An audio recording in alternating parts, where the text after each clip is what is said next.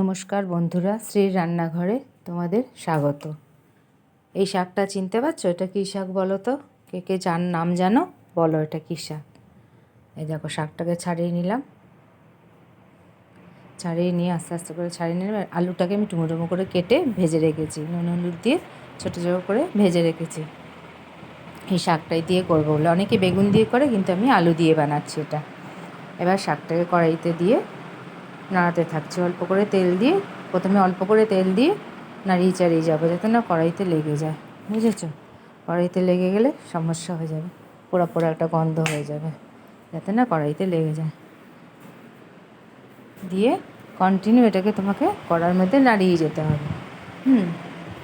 এবার নুন দিয়ে দেবো একটুখানি, আর তারপর আবার নাড়াতে থাকবো। সামান্য নুন দেবো, দেখো কতটা শাক কেটেছিল, কতটুকু হয়ে গেল।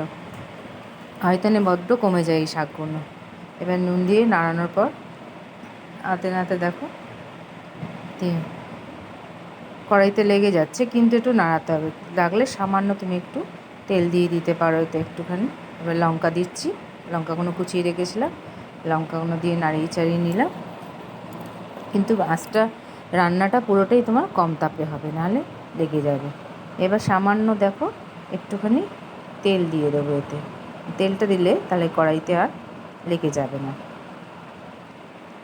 কড়াইতে একদম কম তাপে দিয়ে কিন্তু ঢাকা দেবো না, ঢাকা দিলে জল বেড়ে। এবার হলুদ দিয়ে দিলাম, এতে শুধু নুন হলুদ আর কাঁচা লঙ্কা, আর কিচ্ছু পড়বে না। শাকটার টেস্টটা খেতে খুব সুন্দর লাগে। তোমরা গরম ভাতে ট্রাই করে দেখো, ভালো লাগবে খেতে। এই শাকটাকে বলে তোমাদের সজনে শাক। সজনে ডাঁটা উপকার শরীরের পক্ষে, সজনে শাক ভালো, সজনে ফুল ভালো, সবই শরীরের পক্ষে উপকার। তাই দেখো হয়ে গেল। এবার নাড়িয়ে চাড়িয়ে দেখছি, মনে হচ্ছে যেন সামান্য একটু তেল লাগবে, নাহলে কড়াইতে লেগে যাচ্ছে। দেখো লেগে লেগে যাচ্ছে, ওই জন্য একটু সামান্য অল্প করে আবার একবার মধ্যে তেলটা দিয়ে দেবো। তো তোমরা কি কোথা থেকে দেখছো আমাকে জানিও।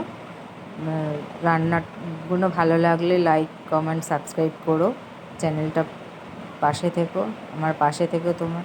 তোমরা বন্ধুরা সবাই মিলে আমাকে সাপোর্ট করো।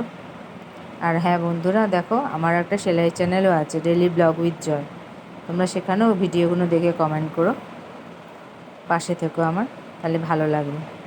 ঠিক আছে? এই দেখো হয়ে গেল শাকটা। সামান্য তেল দিয়ে আবার নাড়াচাড়া করলাম, করে এবার আমি আলুগুলোকে আস্তে আস্তে ছেড়ে দেবো। লঙ্কাগুলো একটু ঘেঁটে দেবো, যাতে একটু ঝাল ঝাল হয়।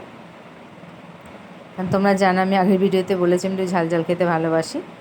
দেখো নাড়িয়ে চাড়িয়ে নিয়ে এবার আমি এর মধ্যে আলুগুলোকে, ভেজে রাখা আলুগুলোকে দিয়ে দেবো। দিয়ে আলুগুলো দিয়ে নাড়িয়ে চাড়িয়ে নেবো, ভালো করে নাড়িয়ে নেবো। শুধু আলু, অনেকে একটা বেগুন দিয়েও করে, কিন্তু আমি আলু দিয়ে করি। দেখো কালারটা সুন্দর এসছে। এটা তোমরা গরম ভাতে খাবে, এটা শরীরের পক্ষে খুব উপকার। এই শাকটা তোমরা কে কে খাও আমাকে কমেন্টে জানিও, কার কার ভালো লাগে সেটা জানিও। অনেকেই শাক পছন্দ করেনি, কিন্তু যারা ভালোবাসে শাক খেতে, আশা করি তাদের কাছে এই শাকটা খুব ভালো লাগবে। ঠিক আছে বন্ধুরা, রান্নাটা কেমন হলো জানিও আমাকে। লাইক কমেন্ট সাবস্ক্রাইব করো, চ্যানেলটার পাশে থেকে। দেখো রান্নার লুকটা দেখো কি সুন্দর দেখতে। টাটা বন্ধুরা।